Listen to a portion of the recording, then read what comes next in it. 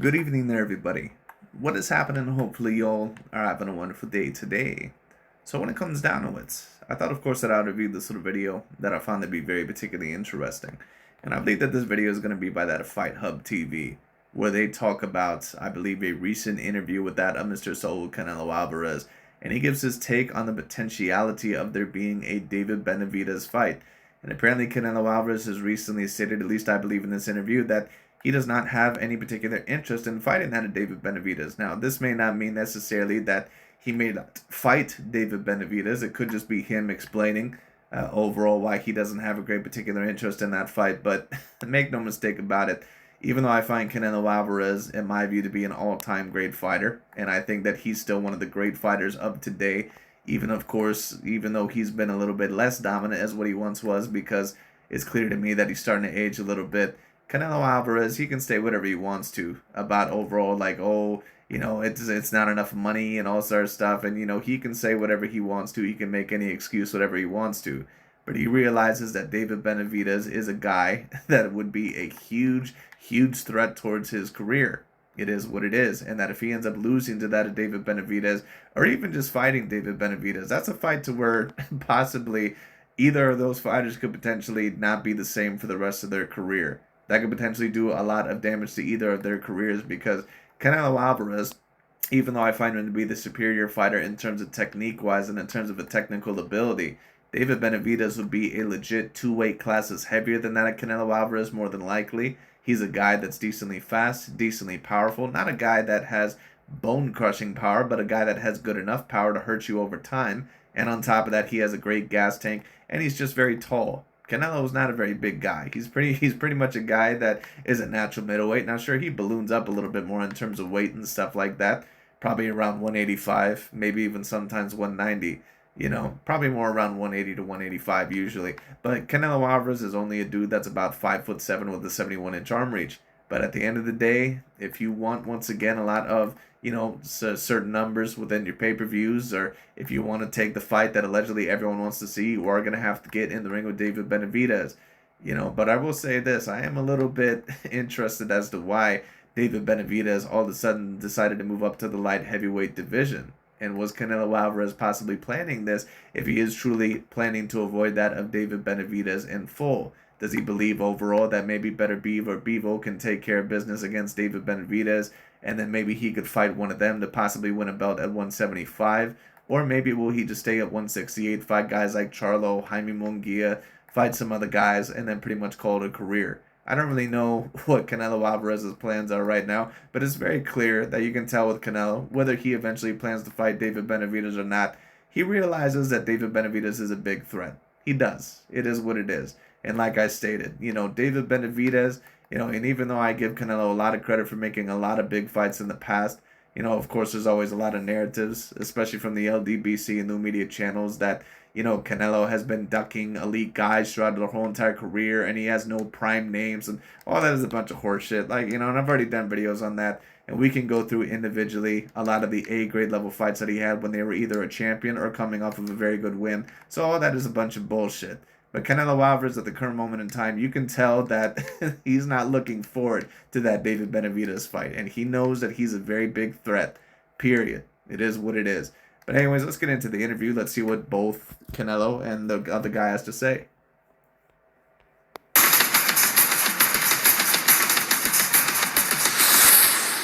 Cool, how's it going? Great to see you again. To see you too. This is another big fight. Canelo Alvarez looked like a girlfriend overall that's giving you the giving you the silent treatment. Good to see you too. Cinco de Mayo weekend. It's the unofficial holiday of boxing. Your official holiday for fighting against Jaime Munguia, May 4, T-Mobile Arena, Amazon Prime. Another big fight for you, And this Jaime Munguia fight, in my view, still is a big fight. Canelo Alvarez, pretty much whenever he's in a fight, even if it's against the opponent that maybe particularly you didn't want to see, it's usually still a pretty big spectacle. And I think that Jaime Munguia, I'm not really quite sure how well it's going to sell, because apparently Jaime Munguia has sold out certain stadiums and at times even got more views than that of David Benavidez. And I do believe that Jaime Munguia actually is from Mexico and not U.S. born like that of a David Benavidez. So we'll see. This could be interesting. And what I will say is this: Jaime Munguia did look more technical in his last fight. Now, who knows? Was John Ryder maybe, paid to kind of make Jaime Munguia look good?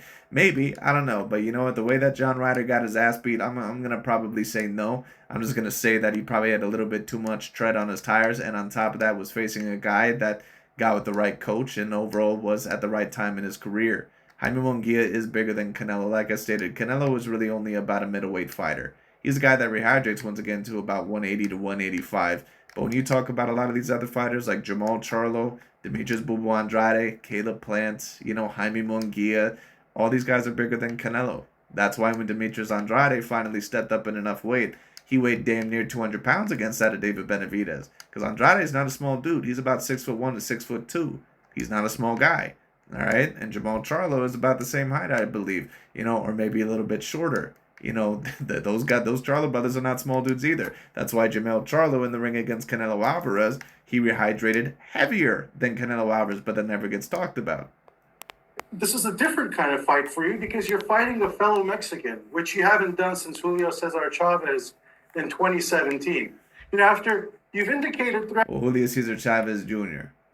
Now, of course, everyone who watches boxing knows the difference, of course, because obviously Canelo didn't get to face, that of Julio Cesar Chavez Sr., but let's make a clear distinction overall with that of Chavez Jr., all right, because Chavez Jr., and to be fair, Chavez Jr. actually at one time was not really a bad champion or a bad fighter, and at that time he probably was still looked at maybe as a B to B minus, maybe C plus level fighter, but Chavez Jr. was a guy to where I just don't think that he was ever dedicated enough to the sport. And on top of that, I just don't think that he had the boxing ability. But I remember that fight against Chavez Jr. Canelo Alvarez, when he stepped in the ring against Chavez Jr., that was when I really started to see great improvement with that of Canelo, because I thought that Chavez Jr.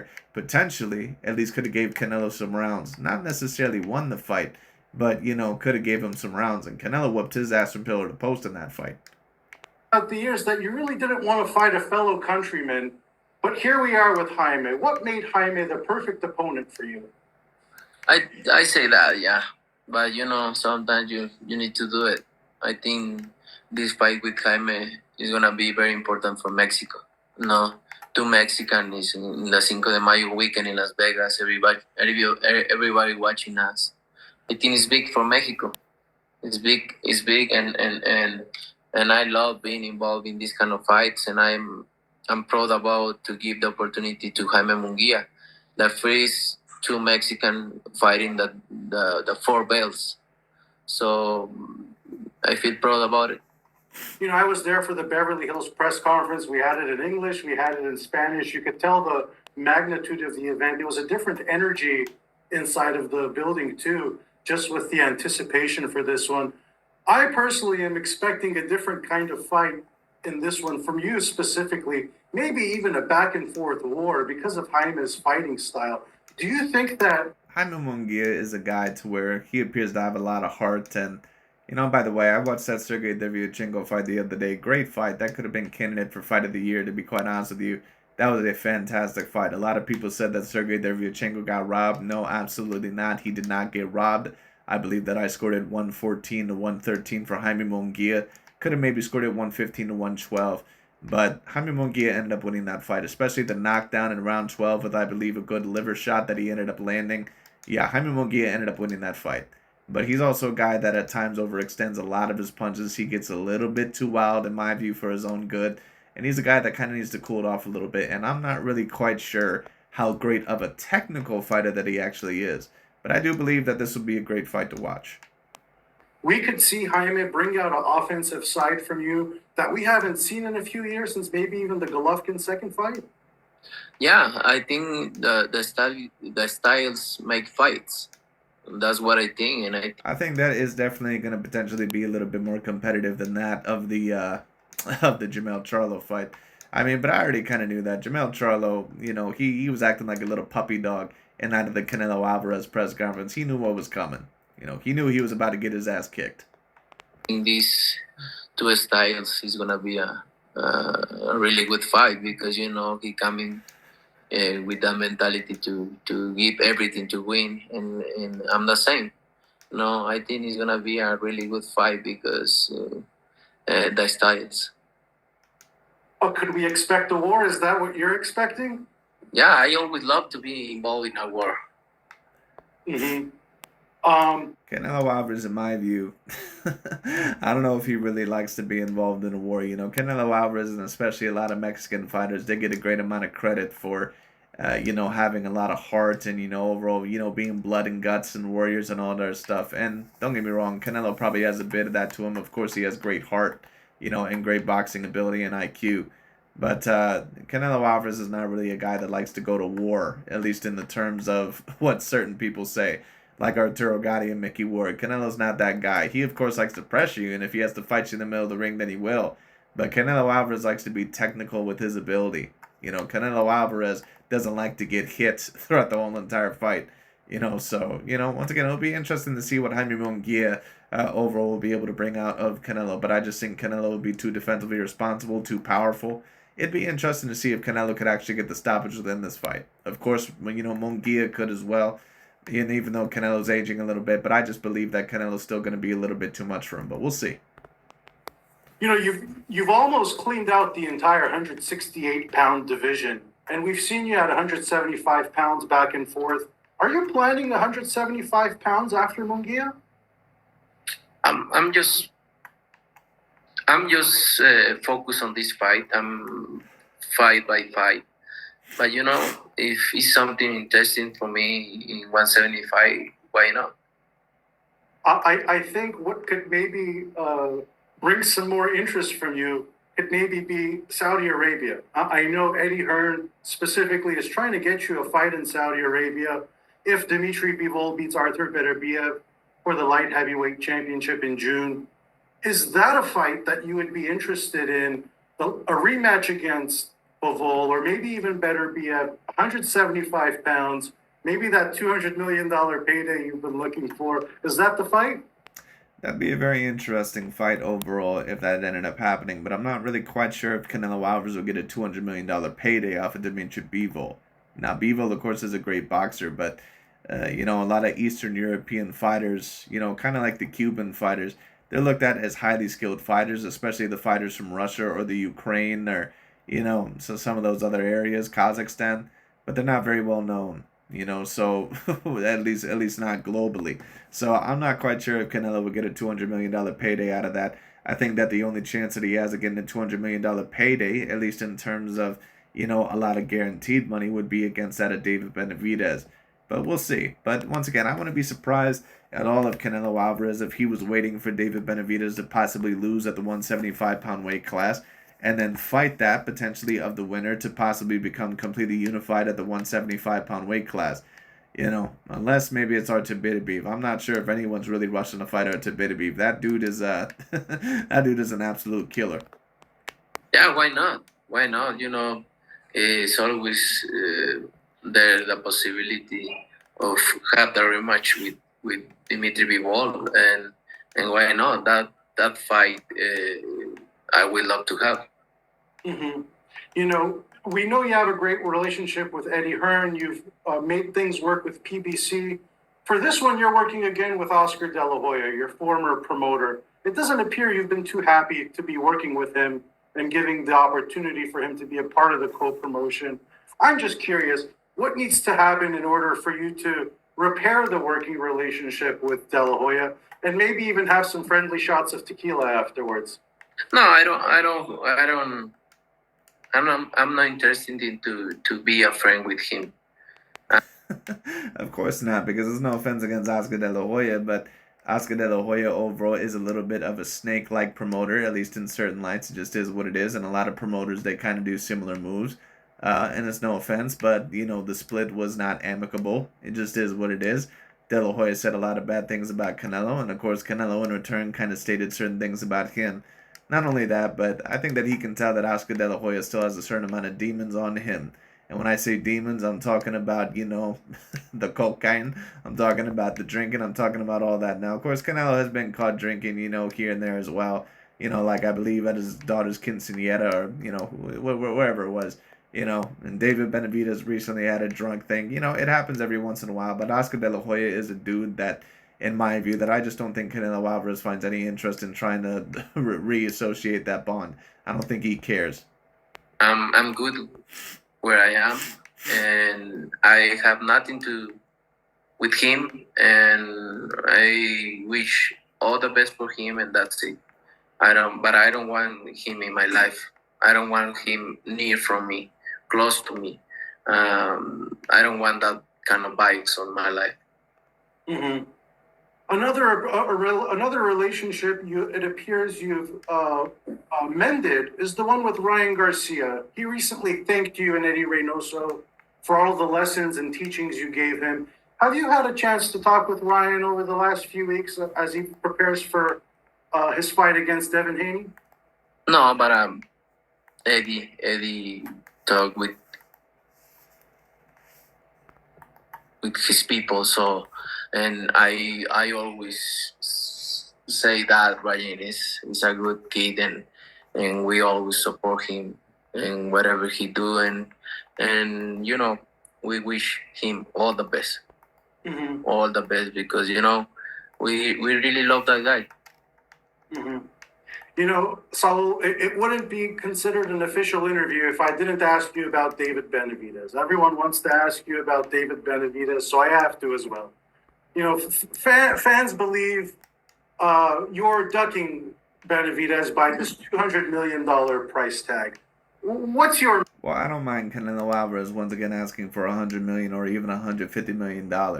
I understand. Right now, Canelo Alvarez, in my view, is still the face of boxing. He's had a very celebrated and established career. He's fought almost every name out there. I don't really mind Canelo Alvarez asking for that price tag. But it appears that Canelo Alvarez, at least at the current moment in time, is always moving the goalpost. Now, once again, could this just maybe him be stating that this is the reason why I kind of feel that I don't have a certain interest in David Benavidez? I would understand. But at the end of the day, once again, if you're going to want to appease that of the fans, of the boxing fans, which to a degree is going to be important because those are the guys that are going to buy a certain amount of your pay-per-views. Those are going to be the guys overall that are going to critique you in a certain way. And to a degree, you are going to have to be critiqued, overall when you're looked at as an all-time great like what Canelo Alvarez is, So we'll see. Now, if David Benavidez ends up fighting at the light heavyweight class and ends up just getting his ass beat completely by either a Dimitri Bivol or a Benavidez, then a lot of people might let it go, And of course, a lot of Canelo fans would say, see, that's the fighter overall that you guys thought was going to beat Canelo. So, Canelo may be overall, kind of planting this out a little bit, but we'll see. Message to the fans, to your critics who say that you're dodging Benavidez? That's not my fans. That's my critics. So that's a different. And they always have something to say about me. When he's Golovkin, when he's Lara, when he's Cotto, now it's Benavidez. Well, I do agree with you, Mr. Canelo Alvarez, that at the end of the day, that a lot of people, especially the LDBC and the media channels, that they have always made an excuse about you avoiding this guy and you avoiding that guy, but you fought a lot of great names, like Ersani Lara, Golovkin, and Danny Jacobs, and of course, etc., etc. That is very true about Canelo. He pretty much has gotten in the ring with what a lot of people have asked for. But at the end of the day, when you're looked at as one of the top pound-for-pound fighters, those standards don't go away. You have to be looked at as still a championship-level fighter, competing against the best of the best, and at the current moment in time, at the 168-pound weight class, David Benavidez was looked at as the biggest threat there, at least eventually, especially after these past two fights. So, I understand what Canelo Alvarez is stating, but is he stating this overall because he says, you know what, I pretty much did everything that I thought I could do in my career, so, I need a major payday? Or is this pretty much his excuse overall to kind of hide behind that of boxing politics, and then basically stating overall that I really don't want to fight that guy because I know he's going to be a major issue? If you see... And don't get it twisted, once again, is David Benavidez a guy that I would consider almost a little bit of a weight bully? Absolutely. He's a guy that, in my view, could easily probably fight at the cruiserweight class. Definitely at 175. He definitely could be fighting there easily. But once again, at the end of the day, if he's within that weight class, and if a lot of people are overall asking you to fight him, eventually you're going to have to fight that guy. My resume, I fought with everybody. So I don't have anything to say to that people because they never gonna understand that, because they see but they don't want to understand. So I'm happy with what I'm doing, and I'm gonna still doing. You also said Benavidez brings nothing to the table outside of 25 extra pounds on fight night. David said he's open to a rehydration clause. And then what? Is And that then what? what? You're is gonna that- talk about that clause, and when I beat him, they gonna say, "Oh, they put me that clause." So nothing to do with that fight. Seems Right, I agree with you, Mr. Canelo Alvarez, that the haters and the certain people overall, once again, that they're going to state that, oh, well, you had a rehydration clause. We all know that the boxing egos and the Dantes, that they're always going to be full of shit anyway.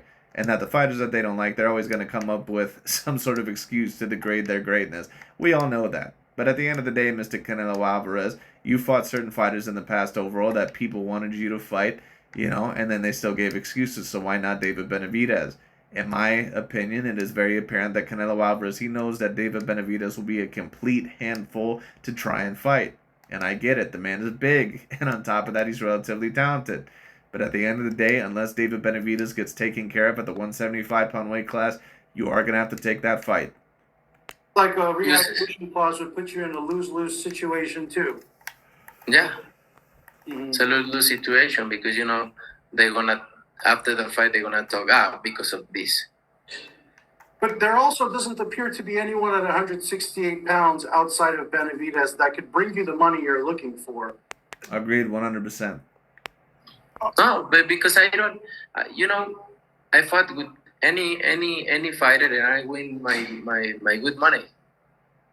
So and I can do whatever I want in this time. I deserve it because I did everything in my career and I deserve being in this position and I'm gonna do whatever I want. Absolutely. I understand overall to a certain degree what you're saying, Mr. Canelo Alvarez. To a certain degree, you do deserve to somewhat do whatever you want. But at the end of the day, what you're stating overall by saying that David Benavidez, if I fight him, I need 150 million to 200 million. I don't really mind that, but what you're stating is that you realize how big of a threat he actually is. It is what it is. And, I don't mind that once again because it would be a tremendous fight. But at the end of the day, Canelo Alvarez realizes that David is a true threat. You've earned everything inside of the ring and outside of the ring. I'd like to take it away from boxing a little bit. You're serving as the executive producer for the new golf movie. But anyways, that's pretty much about it overall for this interview. I just thought that was very particularly interesting. But Canelo, we'll see where he goes because I'm not really quite sure where he's going to go. I'm not really quite sure if he's going to fight David Benavidez or if he's not going to. I predicted at one point in time that he might, but it appears right now that he may not. And Canelo's just at a different point in his career as well. He may not be quite as once overall as motivated to take on, some of those fights that are going to be true level threats, because, there's really no one, in my view, at the 160 to 168 pound weight class other than David Benavidez, in my view, that's just going to be a major threat. I mean, maybe David Morrell, of course, but other than that, not really. Not Jamal Charlo, not Jaime Munguia, in my view. I mean, Yanabek could be an interesting fight potentially, but I don't know if I see that fight happening, but we'll see. But anyways, that's pretty much about it. But as for Canelo Alvarez, we'll see where he goes. But he is going to have to fight David Benavidez eventually if he's not taken out at the 175-pound weight class. Or unless David Benavidez just moves up to 175 period. We'll see because it's starting to appear that David Benavidez is not going to be able to make that weight class anymore. So we'll see. We'll see what happens. But anyways, that pretty much is about it for today. Thank you all so much for watching. I'll talk to y'all later.